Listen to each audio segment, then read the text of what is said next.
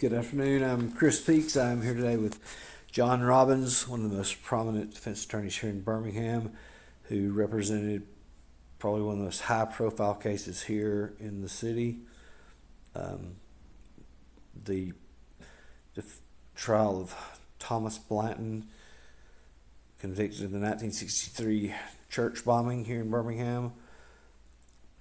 Back in May of 2001, I believe. John, thanks for coming on and answering these questions. I really appreciate this. Sure. So, first of all, John, how did you come about being Mr. Blanton's attorney, and what was your first impressions when you thought of him? Well, yes, Judge Garrett called me and asked if I would be willing to take over representation of Mr. Blanton. My understanding that David Luker, who had been representing him, withdrew. Don't know the reasons why he withdrew, but he withdrew. The trial was set, and basically Judge Garrett said that the trial set in stone is not to be continued.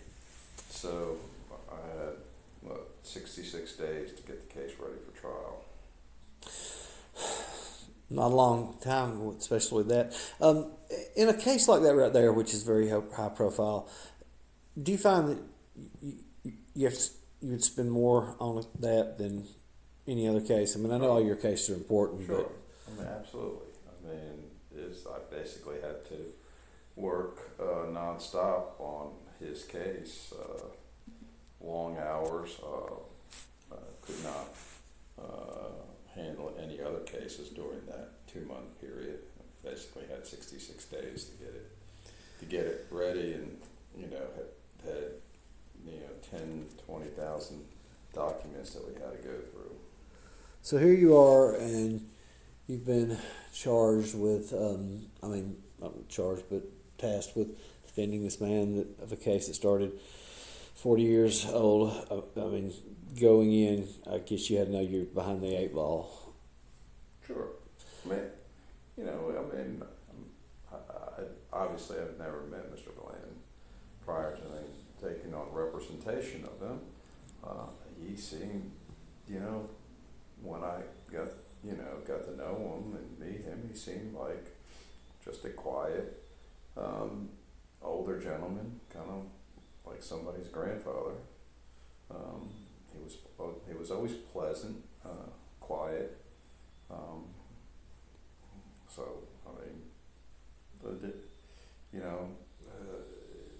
He didn't come off as the person who he was portrayed to be. And obviously he changed and grew since, changed as a person, grew as a person, got older.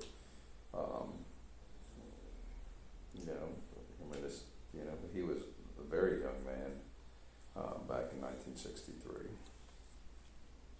So I remember that the prosecution kept trying to. Well, first of all, how did you prepare for his defense? Was you ever think about putting him on the stand, or was you just going to attack the state's evidence? We considered all angles. We considered that angle, yes, to put him on the witness stand, yes.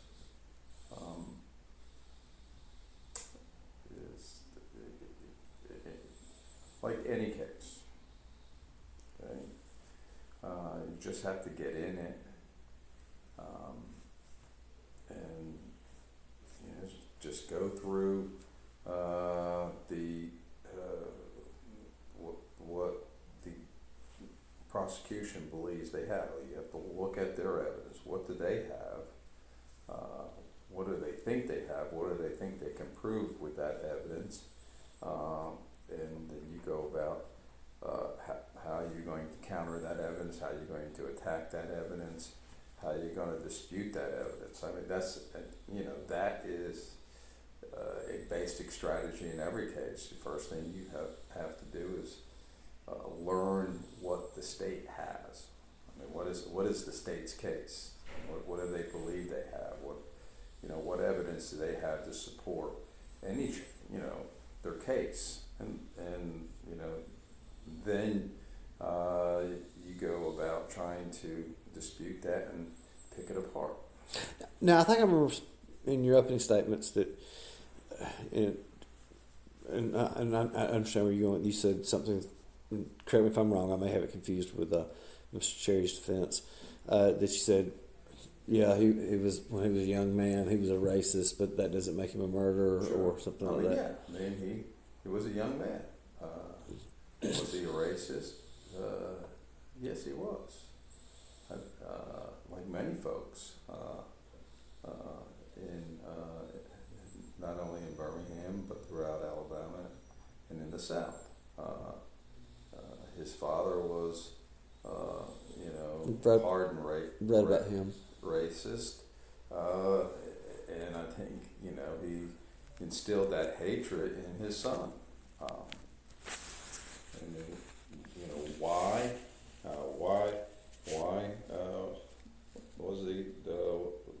was he such a committed racist? That's kind of hard to say, but that's the environment he grew up in. He wasn't.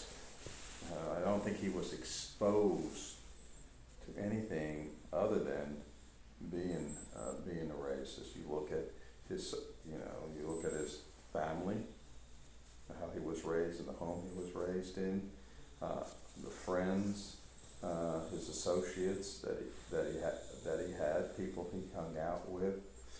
They were all,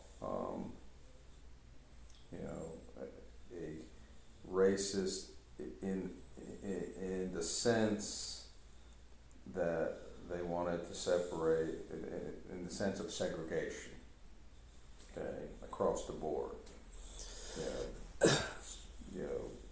Educationally, politically, socially, where people live. They were, devoted segregationists. Okay? Not everyone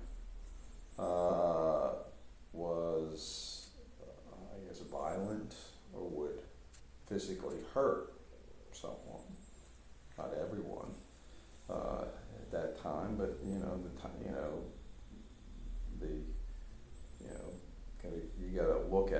gotta look at them in the context of 1950s into 1960s, Alabama, Birmingham. Any idea why the FBI immediately jumps on these four guys? Because like in 2 days they say they did it. That's it. They're guilty. They had information. The FBI had a lot of informants. I was going to ask them some of those. And I don't know how soon Mr. Blanton was.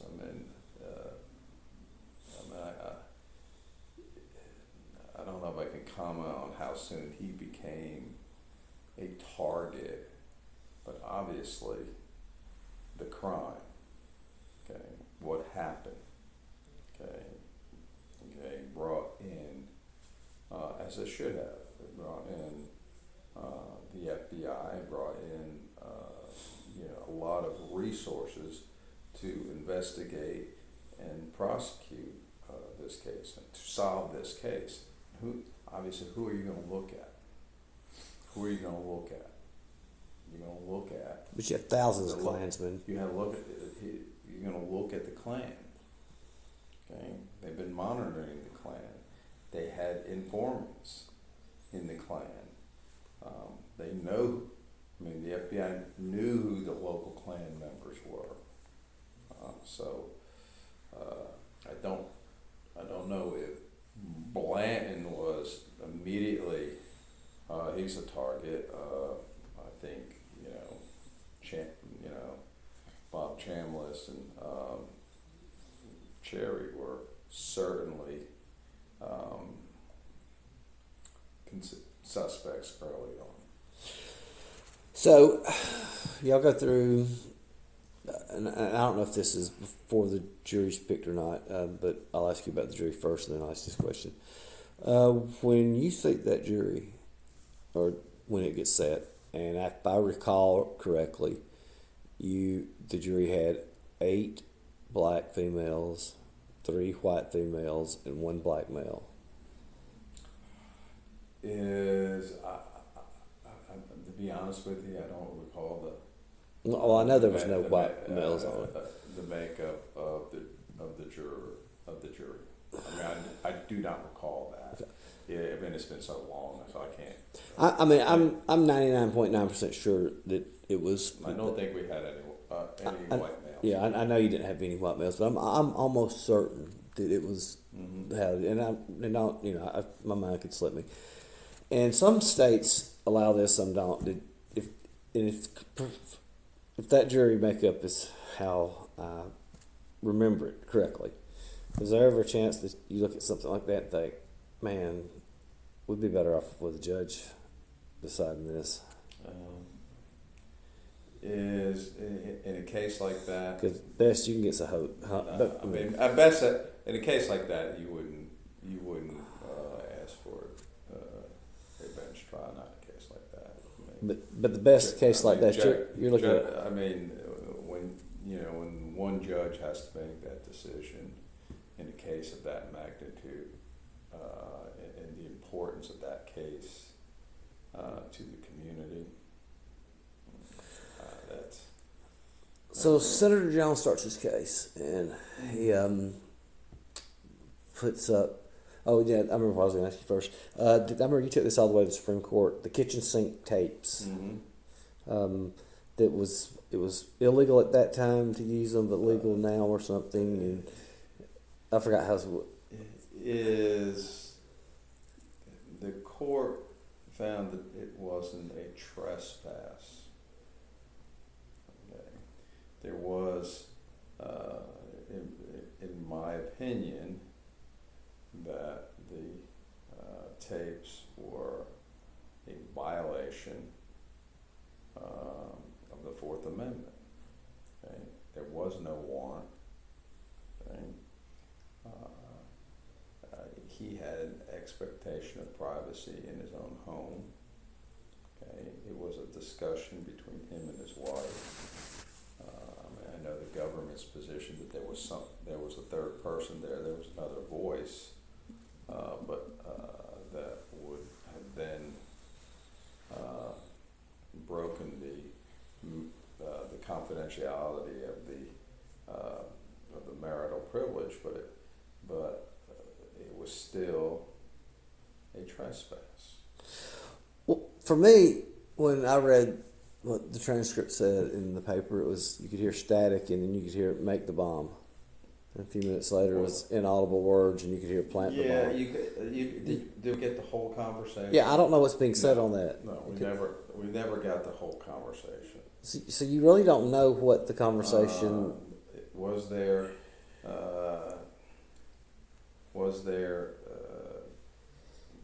I mean, his wife could have statements said made about a bomb? Yes. His wife could have been saying, "What did they accuse you of?" Was there some reference to about the big one? Okay. Was there any specific reference to the church bombing? No. Was that a conversation about the church bombing?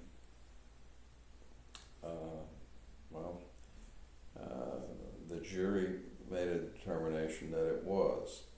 Was it? I mean, we didn't have the whole conversation.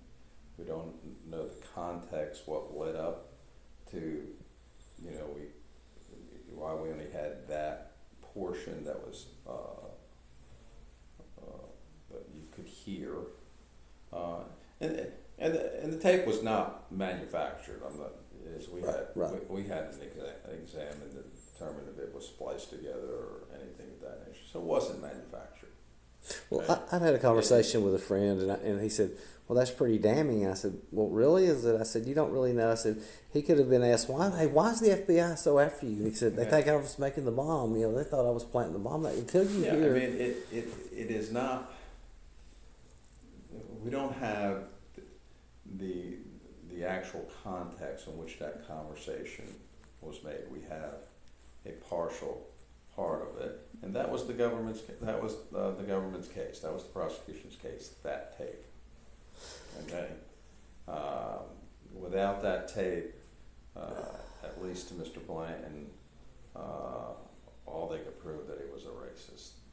So Doug starts putting up pictures of 4 little girls and rocks that was taken out of their head and stuff. Mm-hmm. How is something like that admitted as evidence? That just seems to inflame passions in the jury. Well, it was physical evidence of the actual event. So, I don't think the judge let the shoes go in. He wanted to introduce the shoes from I think Denise McNair. Okay. Her shoes that she wore that day. I think the judge kept that out. Let the rock go in. Obviously, we object. I think that was prejudicial, but that's the judge's call. Do I agree with him letting all that stuff go in? No. The prosecution didn't need it. That was more. Yeah, I didn't. That was more the theatrics and the emotion of the event. So, Doug calls his star witness, the man that's going to tie all this together, and Mitchell Burns takes the stand. And he rode around with Mr. Blanton, I believe, for 3 years with recordings. And in 3 years of recordings, I recall there was 2 statements that Mr. Blanton made. And I think at one time they never said what it was, but they said Cherry cut him off because he thought he was going to say something. Mm-hmm. But Burns pressed him numerous times. Did he do it? And Mr. Blanton made a statement. He said, "They ain't going to catch me when I bomb my next church." And I told that to a friend. He goes, "Man, that's a damning statement." And I said, "Is it?" I said, he said, "They ain't going to catch me when I bomb my next church. They ain't going to catch me when I bomb." I said, he didn't say he bombed the 16th Street Baptist Church bombing. He didn't. It's that, but that's it. Statements, that's admissible. That any statements is admissible. Statements, voluntary statements. And I'm talking about voluntary statements that are made by the defendant are admissible. It's referred to as admission by party opponent. That they become admissible is a party can rely on the statements made by your opponent. So yeah, was that helpful to Blanton's case? No. That wasn't proof. It wasn't proof in and of itself that he participated in the church. Is it just a drunk redneck? So the case came down against him. The case came down to that tape. Because I said to my friends times about that. I said, and he said again about being damaging. I said, well, first of all, he doesn't even say what church. I said he could have been, to me that statement meant nothing. It could be seen as a drunk redneck running his mouth or anything like that.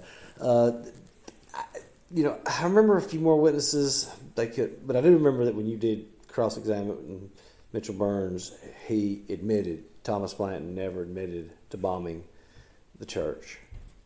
I don't remember really the other witnesses Jones had. A lot of them had passed away. Their memories were failing. Yeah. We're talking about a 40-year-old case. And I never remember because I thought I could tell that how the defiance that you had when after the prosecution rested and you were speaking to reporters and you said, "That's all they've got?" And I was like, "All right, yeah, okay." So you come to your. I mean, there's not really a lot to work with, but you come to your part of the defense, and you called a man who had been sitting across the street for Yeah, we found him. and he testified about a Can't think of his name. about a car that circled the parking lot Mm-hmm. with a Confederate battle flag just hours Mm-hmm. before that went off. I mean, that. I mean, to me, I'm sitting there looking at it. That definitely raised reasonable doubt in my mind. Mm-hmm. Obviously, I guess the jury didn't say it were. I mean, is there anything else that you could have thought of as far as trying to? If I had more time. Well, I remember you asked for it. If I had more time, maybe we could have tried it differently. But I don't know. I can't point to one thing that we could have.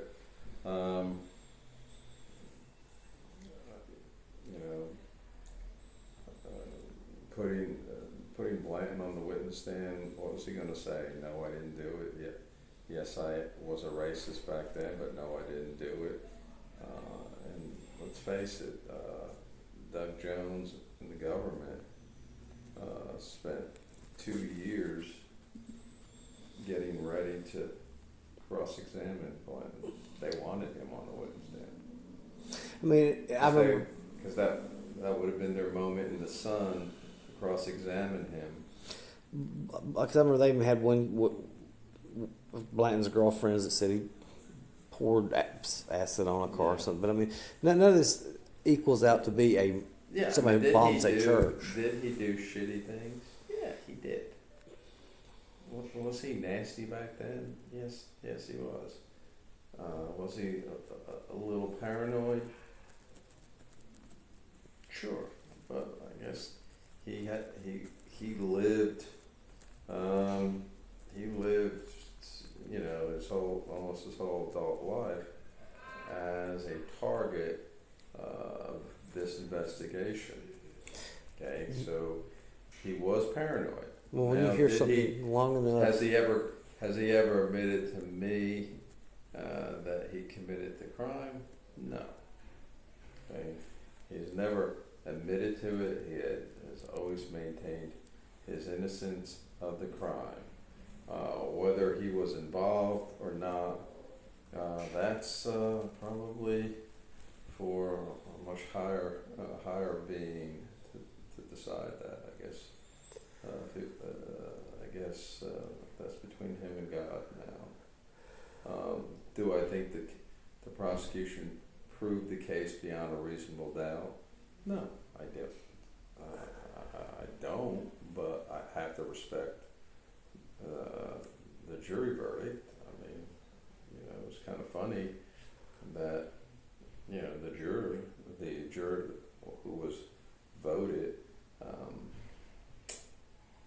the foreperson, she slept through half the trial. She's in the front row sleeping. I think the most important case Birmingham's ever. I mean, one of the most important cases. Now, the one witness, I don't think she was no longer living in. I asked Mr. Haynes this, but she supposedly sees. I think it was Blanton's car on the street. There's no street lights at this time. Identifies Cherry and Blanton, or identifies Cherry and Chambliss. This is 3:00 in the morning, and she wrote down if I see a car parked on the street, even I don't start writing down license plate numbers and remember car. But that was a different time. I'm just saying. I mean, that was a different time, and I think. Would you have went after the witness though, as far as their, IDs, positive identification when it was horrible? Would you have went after them about that time of night, that making that kind of ID, or is that kind of hard to say? Sure. I mean, sure. Anytime there's an identification in court, live testimony about identification, you try to show, inconsistencies or reasons why you can't trust that identification. With Mr. Burns, the way you examined him, with him being an older man, was you more aggressive, or because sometimes that can backfire? You know, I don't even remember how I cross-examined it, to be honest with you. I mean, I understand. It's been a long time it's ago. been a while. I mean, I'm sure I can't. You know, I came after him. I don't think I worried about the kid gloves aspect of it. I mean, I don't think I was worried if I certainly wasn't worried that I might offend a witness by vigorous cross-examination. So, back when that case was going on and it went to the jury, and I remember this may have been part of your closing statements. You implored the jury, do not get caught up into this, that the whole world is watching. Mm-hmm. Other than attacking the lack of forensics, because we don't know really, except for the fishing bomb, there's nobody that puts them on the scene. I mean, you really have nothing tying these guys to this case. I mean, and my friend asked me when we went there, he goes, what tied Blanton to this case was that tape. Is without the tape, I don't think they get the case to the jury. You think that judge would have had enough? Because that's going to, man, if he comes out and dismisses that case because of lack of evidence, he's going to have some backlash. I don't. Without the tape, the case against Blanton. Oh, the grand jury may not invite it. Okay, just a couple more questions, and I'll let you go because I know you're a busy man. When like I said, you implored the jury not to get caught up in it. When that case goes to the jury, and you first, the defense rests, what are you thinking at that time? I was exhausted. That's all I remember. And we all know that about the amount of time the jury comes in, I think they spent maybe 2 hours deliberating. So they spent over three. And I think I remember reading something that you told Mr. Blanton, I don't think this is going to be good. No, I don't think a quick verdict wasn't good. No, I mean, a quick verdict wasn't going to be good in a case like that. I mean, and just let jury make up. Even today, I would think that the best you could probably hope for would be a hung jury, because it's been such in the news that, like you made the statement, when you read about it in the newspaper, you hear about it in the news, and you hear about it, and you hear about it, people eventually are going to believe it. And the last one, why did they not grant a change of venue when they said half the city of Birmingham know this case? I mean, that just seems... if you look at the case law out there, it's kind of hard to get a change of venue, especially in a metropolitan area like Birmingham. It's just hard. And I remember when they asked you, you're reading this, they asked for a statement, and you said, defiantly, we will appeal. And you said something about make up the jury. I mean,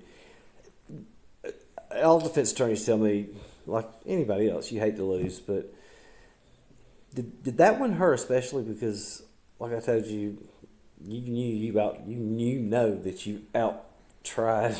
I mean, I don't know if I out-tried them. They were successful in the prosecution, so obviously in the eyes of the jury, I didn't out-try them.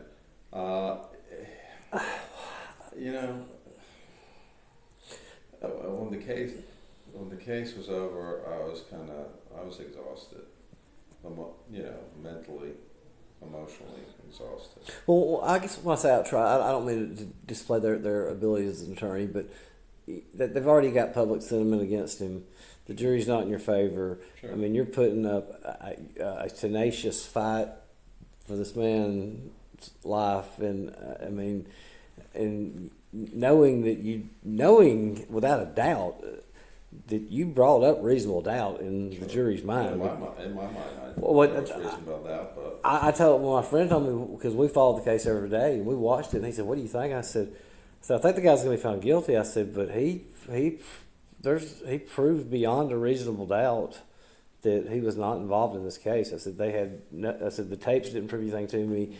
He did it. I mean, he rides around with this guy for 3 years and never admitted it, even, when a bunch of drunk rednecks are running their mouths saying stuff that they didn't do. I said, I don't see.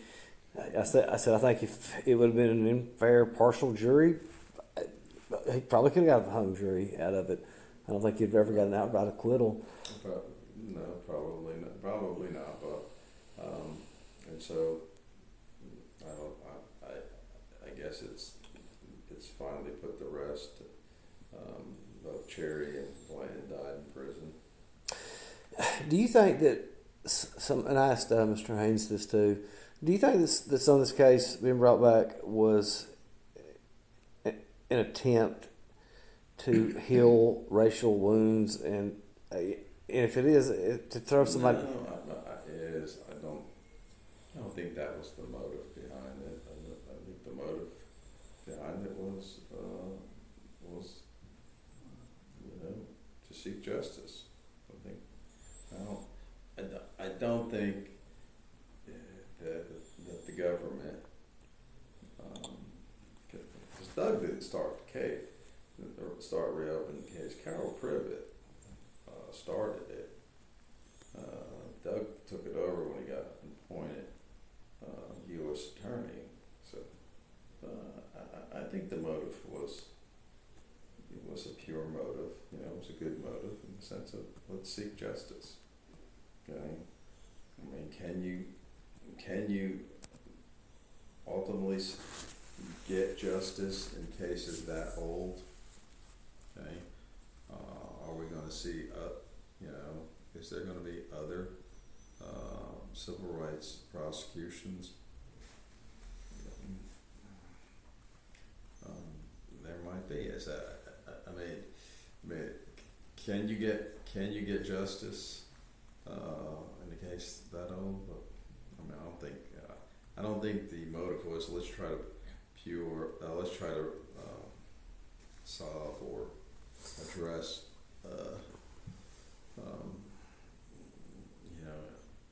the racial divide, because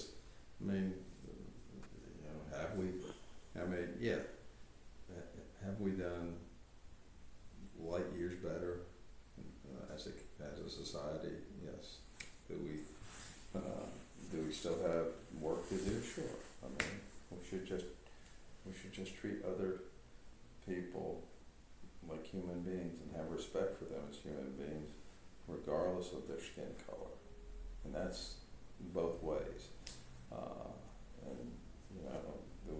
Do we still have a problem with racial injustice? Yes. Is it as bad as it was in the 50s and 60s? I hope not. I mean, I've seen a lot of positive and good things, especially in this community. But as they say, is there still work to be done? Yes, there's still work to be done. But there's work in so many areas. The gun violence, these kids that have guns, and the gun violence in our community. That's a problem. Yeah, that's a major problem. Did you and just a quick question? Did you handle Mr. Blanton's appeals? Yeah. And with the criminal court, did the state Supreme Court hear it? Yes. The next step is to go to the federal out of Atlanta, and they we took it through the Alabama Supreme Court. Mhm. And then, from my understanding, We took it to the Supreme Court. but the Supreme Court doesn't have to hear anything. And then, pretty much once it goes there, and they decide, then there's nothing else unless new evidence. Unless some new evidence comes about, but Mr. Blanton has passed away. Did you ever keep in contact with him after the trial? Yeah, for some, and then he got bitter with me, thinking it's part of his paranoia. I think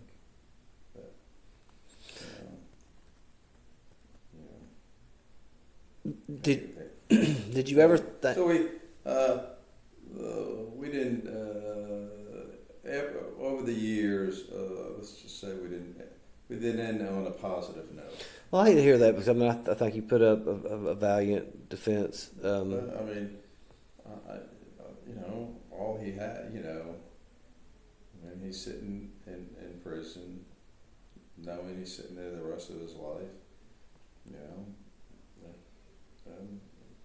he, like many people in jail, who can I blame? Well, I guess I can blame my lawyer.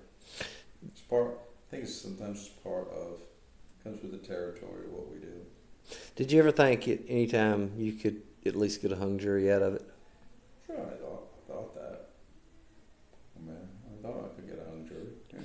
Well, Ms. Range told me the same. Said with any case like that, you'd never give up hope. And yeah, if you don't believe you have a chance, then if you don't believe in it, why do you think the jury's going to believe in it? Why do you think a juror would believe in your case if you don't? It's important. In presenting the case and representing someone in court, to project that you have faith and believe in your client's cause. If you don't, then you shouldn't be doing it. I mean, I could again. I didn't get to watch it, but I could read, and I could tell a lot from what I was saying, and I could tell that you believed in your client, you believed in the case, and I could tell the passion that you had. That and I'm not about race or anything like that. That you just felt that this man was being accused of something he didn't commit, and that you didn't want to. You didn't want to lose. And a defense attorney told me, he said, when they lose a case that they think that they have proved reasonable doubt or they've won, it's like kicking their breath out. It's one of the most hardest things. Is a trial lawyer, especially a criminal defense lawyer, you should never be satisfied with the job that you've done at a trial. If you don't think that you could have done every trial that when you finish that trial, and if you're not self-critical and you do not believe that you could have done better, then I think it's time to give up. It's time to go to the house. You should never be satisfied with that trial. You should be self-critical and think about the mistakes that you made. Every lawyer makes mistakes during a trial. If any lawyer says that they don't, then they're a liar. What mistake do you think you made? Or what would you have did different? I certainly would have handled James Lay differently. I certainly would have handled that differently. James Lay, I'm trying to remember his. He was the public a safety guy. But, so I would have handled that situation differently, I think. But every trial, and I'd have to go back and yeah, I'd forgot about him. I'd have been prepared. Review all the case again. But I was just like, I'm not talking about just that trial. I'm talking about every trial. Yeah, right. That I'm in. I always think I could do better. I always believe I can do better. I always strive to do better. I always self-critical, because I think that's important. Well, in that particular case, because I asked you about getting a hung jury, was there ever a point, like when the man you had on the stand, or when Mitchell Burns admitted was there ever a point that you thought, I got it, I know I can get one? I don't know. I mean, too much time has gone by to just remember, that, exact feeling. There were times I felt, we did, we did a good job with that. Well, but, am I satisfied with the trial? No, we lost. But I'm not satisfied with any trial. Okay, you have to be self-critical. Well, I know you've got an appointment you've got to go to, and I've kept a lot of your time, and I'd like thank you so much. Is there anything else that you would like to add to this? That I can't think of it. There's so much. 15 years ago would have been a better time to interview. Well, I really got into this lately. I've tried so many cases since then. Yeah, 20 years ago. Because they get confusing. 20 years has gone by. I was just thinking about that the other day, because I was talking about somebody and how much I kept up with those trials, and I said, I can't believe it's been 20 years since that happened, because I can remember when they reopened it, and I was like, wow, that it's been that long since that happened, and Bill, because the interview I had with Bill, we talked about his whole career, and I've been friends with Bill Baxley for years, but he told me after the first year we're going to sit down and talk, and I wanted him to get out all of his records and go fresh, because he told me, like, when he first started, J.B. Stoner was the first person that they were investigating. Like so that Bill has to say about it.